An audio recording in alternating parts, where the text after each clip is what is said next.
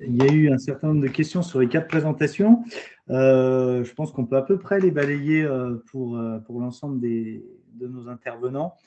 Bon, de manière simple, je vais reprendre dans l'ordre des intervenants. Donc, on va commencer par des questions sur la problématique cadmium blé dur, mais qui allait peut-être un peu au-delà du blé dur. Il y avait une question qui a été posée sur d'autres drivers de la disponibilité du cadmium dans les sols, et notamment les complexants. Et voilà, cerner les contextes dans lesquels certains complexants, par exemple les complexants inorganiques tels que les chlorures, peuvent moduler la disponibilité et la phytodisponibilité du cadmium dans les sols agricoles. Oui, alors les chlorures, effectivement, forment des complexes avec le cadmium, ce qui facilite le transport vers la racine, et on pense même que les complexes cadmium-chlorure sont directement absorbés par la racine sans forcément se dissocier. En tout cas, la labilité de ces complexes facilite la biodisponibilité.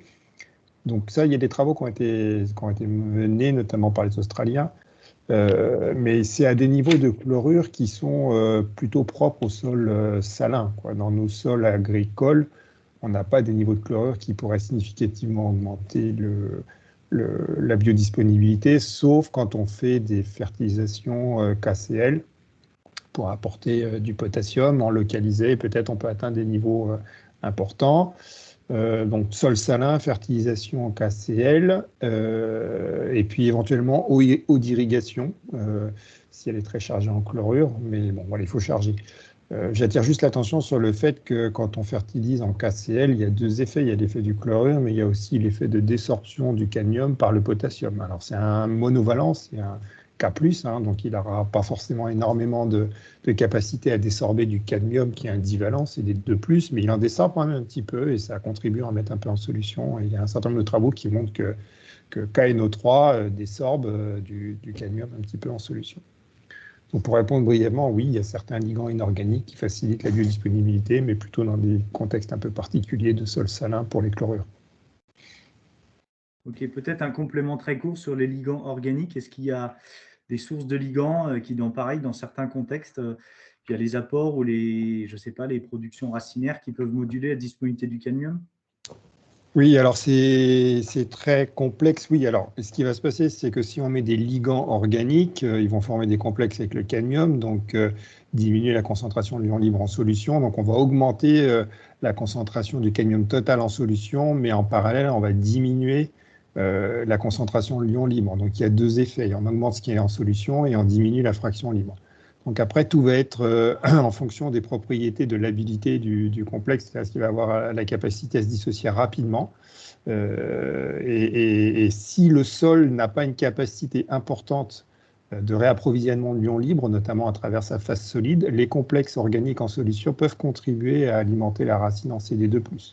Et généralement, ce qui tamponne majoritairement la concentration en CD2+, de la solution, c'est la phase solide. Mais dans des sols, par exemple, sableux, on peut avoir une contribution des ligands et des complexes organiques.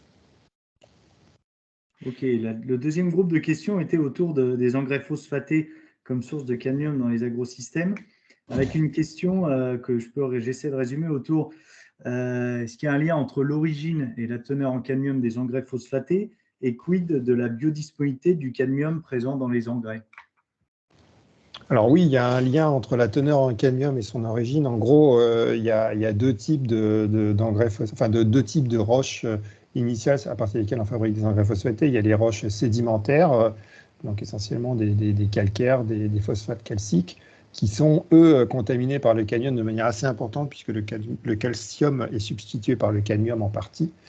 Donc c'est des roches sédimentaires qui servent majoritairement à approvisionner les pays européens. Et puis on a des roches qu'on dit ignées, donc qui viennent du magma, où là, il y a très peu de cadmium dedans et qui font des engrais phosphatés avec des taux de cadmium beaucoup plus faibles. La Finlande en a, mais surtout le plus gros approvisionneur d'engrais phosphatés pauvres en cadmium, c'est la Russie. Et dans le contexte actuel, sur les aspects géopolitiques, ce n'est pas forcément une bonne idée de s'approvisionner ou de dépendre de la Russie. Voilà. Et alors après, en termes de biodisponibilité, bon, après, ça relève plus du process industriel, donc je me sens un peu moins à l'aise pour discuter de ça, mais j'imagine que la transformation de la roche primaire en engrais phosphaté doit conduire à peu près à une même disponibilité du phosphate dans le produit final. Mais ça, il faudrait voir avec les industriels. Ok, donc globalement, pour résumer, l'idée soumise à travers les questions, c'était est-ce que finalement s'approvisionner vis-à-vis d'engrais pauvres en CD, c'est quelque chose c'est une stratégie qui peut être mise en place ou qui finalement ne boucle pas d'un point de vue quantité de ressources disponibles, prix, etc. Oui. Bah, scientifiquement et techniquement, c'est la meilleure solution, mais économiquement, géopolitiquement, il y a un certain nombre de freins, oui, puisque nous, on s'approvisionne essentiellement à partir d'engrais fabriqués à partir de roches sédimentaires des pays du Maghreb et sont beaucoup plus contaminés, bien sûr, que des engrais à partir de roches ignées. Merci Christophe. Les deuxième série de questions étaient pour Aurélia. Donc, il y avait une première question un peu d'ordre réglementaire. Certains auraient voulu savoir pourquoi il y avait une telle différence entre les normes fixées au niveau des teneurs en zinc et en plomb dans les amendements organiques entre les normes françaises et européennes. Alors, il faudrait adresser cette question au ministère plutôt qu'à moi. Toutefois, en fait, il y a plutôt dans le projet de socle commun, comme ça a été expliqué ce matin par Monsieur Bruno Camus. Il a expliqué que le projet de socle commun était en cours et que ça mettrait à un moment à être stabilisé. Je peux intervenir si vous voulez. Ah, parfait, merci. Oui, c'est plus simple. Alors, d'une part, le socle commun, effectivement, comme il n'existe pas et qu'on parle à rémunération constante, on va le laisser de côté pour le moment. Simplement, la référence qui était faite sur le socle commun se référait à ce qui est envisagé de faire comme limite entre la catégorie A1 et A2, donc des matières qui peuvent être mises sur le marché, soit au travers des AMM, des normes ou des cahiers des charges. Et cette limite entre A1 et A2, elle, on peut en parler, vu qu'elle se réfère essentiellement, sinon totalement, aux valeurs qui ont été définies pour le règlement 2019-1009 dans le processus d'évaluation européen. Donc on a d'un côté des valeurs définies dans le processus de réglementation européen et qui serait cette limite A1, A2. Si on prend par contre le côté français, donc sur lequel on a parce que dans le 2003-2003, qui était le règlement non obligatoire, mais sur lequel on pouvait se référer jusqu'à juillet 2022 pour la mise sur le marché des engrais CE, on n'avait pas de notion de contamination de ces engrais. On était uniquement sur des notions de dénomination. Donc là, on passe en européen sur l'introduction de ces niveaux de contamination. Et donc, il y a eu tout un travail d'évaluation et évidemment, in fine, après de décisions d'échange, y compris le choix qui sont des choix du gestionnaire du risque européen et donc éventuellement des arbitrages. Pour ce qui est des niveaux de contamination dans la mise sur le marché français, si on regarde l'origine historique, à partir de quel moment on a commencé à s'intéresser aux contaminants, y compris avec une logique de qu'est-ce qu'il y a dans les sols au départ, qu'est-ce qu'on apporte, c'est quoi les flux et qu'est-ce qu'il y a à la fin, c'est en fait dans le cadre de l'épandage, la réglementation de l'épandage des déchets, que ce soit des boues, que ce soit des déchets organiques, où là effectivement, dans les textes de mémoire datant de 98, on a vu l'apparition à la fois de gestion par les flux, de valeurs limites de déchets pour qu'ils soient épandables, et y compris avec, pour ce qui est toujours valide pour l'épandage, des analyses de sol avant et après. Quand une parcelle rentre dans un plan d'épandage, elle est analysée et on vérifie à la sortie qu'on n'a pas augmenté le stock. Ça, c'est pour ce qui est de l'épandage. Historiquement, après, notamment pour les boues, ou les composts de boue, donc en fait ce qu'on appelle dans les normes les MIAT, il y a eu effectivement pour pouvoir sortir ces produits, ces matières fertilisantes, pour ne pas confondre avec le terme qui reste toujours des déchets, ces matières fertilisantes de la seule voie de venir qui était l'épandage et de les normer pour qu'ils puissent effectivement suivre un circuit de commercialisation. C'est là qu'en fait il y a eu les premières mises en place de valeurs limites dans ces normes, y compris après, alors à l'époque, ce n'était pas encore l'ANSES, mais l'évaluation était faite par l'évaluateur à l'époque. Et donc, progressivement, ces valeurs de limite maximale pour les ETM et de gestion des flux ont été introduites dans ces normes, et y compris après dans d'autres normes comme la 44051, puis après dans d'autres normes, notamment la norme engrais, ça se fait progressivement. L'objectif, effectivement, de ces valeurs-là, c'était de correspondre a une capacité de pouvoir être normée. Et donc là, en fait, l'évaluation se basait sur des données des metteurs sur le marché qui disaient, voilà, moi j'ai tel produit qui correspond à ça. Si je fais mes analyses, voilà ce que j'ai. Et donc, ce qui veut dire qu'on n'a pas forcément cherché à mettre les valeurs les plus basses ou les plus hautes. C'était en fait en fonction d'un contexte. Et donc, il y a un contexte historique. Ce qui veut dire que c'est bien pour ça qu'il y a aujourd'hui des valeurs différentes en fonction des ETM et en fonction des normes. En parallèle, l'évolution des homologations puis des AMM, il y a donc, on en a parlé, ce que je vais donner, c'est effectivement ce qui est aujourd'hui utilisé par l'ANSES pour les valeurs évaluées lors des AMM. Et donc, c'est pour ça qu'il y a une certaine hétérogénéité. Donc, c'est vrai que quand on compare certains ETM, on peut avoir des valeurs supérieures ou inférieures, y compris actuellement, sur certains ETM, on peut avoir des matières qui sont de meilleure qualité que l'exigence du règlement européen 2019-1009. Ça dépend effectivement de l'historique de création de la norme. L'objectif du socle commun, si on veut terminer là-dessus et ne pas l'aborder plus que ça sera effectivement d'avoir un niveau, lorsqu'on sera sous les limites de la norme 1, on sera non seulement effectivement donc, de meilleure qualité et identique à ce qui est dans le règlement européen 2019-1009. Ensuite, il y aurait une limite A2 qui fait passer en fait de la capacité à être normalisée, ou à AMM ou cahier des charges, à effectivement la dernière solution qui, lorsque en fait pour un ETMM donné, on ne respecte pas la valeur exigée pour être A2, eh ben on restera en plan d'épandage. Et puis après, il y a une limite qui fait que, y compris en plan d'épandage, certaines matières fertilisantes issues de déchets ne sont pas épandables. Et donc après, on doit parler de destruction. Voilà. C'est pour ça que historiquement, c'est un peu compliqué. L'objectif du socle commun, lorsqu'il sortira, c'est de donner une homogénéité et de lisibilité, y compris pour les metteurs sur le marché et pour les utilisateurs. Merci pour cette réponse complète. Voilà, excusez-moi d'avoir un peu long. Merci bien. Du coup, pour caler avec le temps, on va essayer de glisser une question à Gwenaël.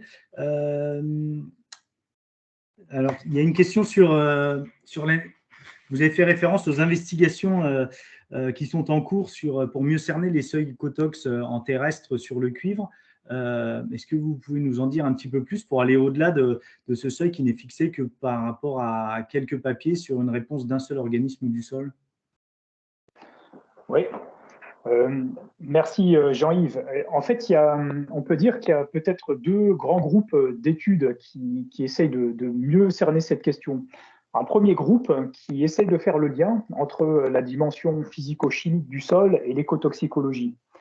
Là-dedans, il y a par exemple toutes les études qui mettent en lien le vieillissement d'un métal, dont le cuivre, au fil du temps, qu'est-ce qui va se passer en termes écotoxicologiques, de ne pas avoir en fait des effets immédiats et de regarder au fil de l'accumulation ce qui va se passer. Et puis, toutes les études qui ont trait à la caractérisation plus détaillée des minéraux, de la matière organique, et de regarder comment finalement la dimension qualitative va avoir un impact sur l'écotoxicologie.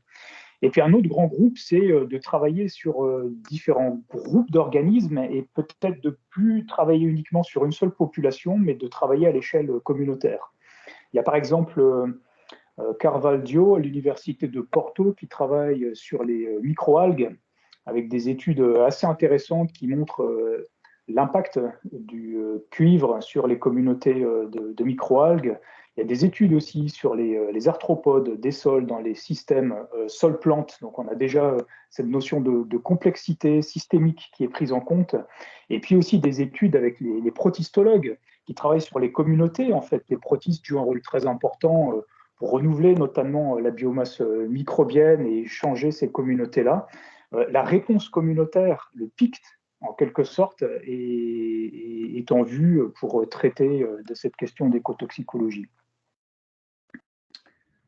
Merci Gwenaël pour cet éclairage. Et enfin, une dernière question. Je précise qu'il y a d'autres questions qui arrivent sur le chat entre-temps. On essaiera soit de les aborder dans le cadre de la table ronde, soit je crois qu'il est prévu qu'on puisse essayer d'y répondre a posteriori. Peut-être que Lionel en dira plus en fin de journée. Donc, une question pour Mathieu concernant les PNEC. Il a été demandé comment elles avaient été déterminées dans le contexte réunionnais. Elles n'ont pas été déterminées dans le contexte réunionnais. On a utilisé un outil dont a parlé également Aurélia dans son exposé, donc qui est un outil qui est issu des travaux de l'équipe belge de Eric Smulders, je pense pour un certain nombre qui en ont peut-être entendu parler, à Louvain, et qui a été traduite par un ancien chercheur de cette équipe qui a maintenant un bureau d'études, entre autres, et qui, du coup, a, lui, fait le choix d'utiliser les bases de données qui existent avec les référencements de tests écotoxicologiques sur tout un tas d'organismes terrestres, qu'ils ont rangés en 3 groupes, que sont les plantes d'un côté, les invertébrés de l'autre, et enfin d'un troisième, les tests sur les micro-organismes, qui sont des tests issus des bases de données de tests écotox normalisés, hein, type, je sais pas, élongation racinaire, reproduction des vers de terre, etc. Ils ont combiné tout ça, ils ont construit des courbes de sensibilité des espèces, et ils ont également, en parallèle de ça, essayer de tenir compte, sur la base d'un certain nombre d'études qui avaient essayé de décrire ça, de l'effet du vieillissement, c'est-à-dire si on a une contamination, si on a une concentration effective qui a été obtenue dans un test de labo avec un échantillon qui a été, où on lui a apporté des quantités croissantes, de cuivre sous forme de chlorure de cuivre, ce qui n'est pas forcément représentatif du vieillissement sur le terrain, comme l'a expliqué Gwennaline Feld. Et donc d'avoir en fait de calculer des coefficients pour corriger entre guillemets ces concentrations effectives pour qu'elles soient mieux représentatives de ce qui pourrait se passer dans des conditions de vieillissement de terrain, et pour tenir également compte dans un deuxième temps des propriétés du sol. Par exemple, si le pH est plus élevé ou au contraire plus faible par rapport au pH du sol dans les conditions dans lesquelles ont été obtenues ces concentrations effectives, et ça tient compte de ça pour calculer une valeur de PNEC qui tienne au mieux compte de l'ambiance géochimique dans le sol sur lequel on fait l'évaluation. Voilà. Et après, c'est une construction d'une courbe de distribution de sensibilité des espèces. C'est pour ça que ces PNEC, en fait, si on dit exactement ce que ça veut dire, dans le cas je pense que ce qu'Aurélia avait montré dans son exposé et ce que j'ai montré également, je pense que c'est la même logique. Par exemple, si on regardait des effets d'altération de 10% par exemple du développement d'une plante, d'une culture, pour 5% des espèces. Voilà, qui est une manière assez normalisée dont, par exemple, la législation REACH au niveau européen considère la façon de caractériser la dangerosité d'un contaminant. Ok, je crois qu'on cerne mieux grâce notamment à la fin de ce que tu nous dis. Merci beaucoup. On a fait le tour des questions pour cette deuxième session. Lionel, je te laisse enchaîner pour introduire la table ronde ou... Donc,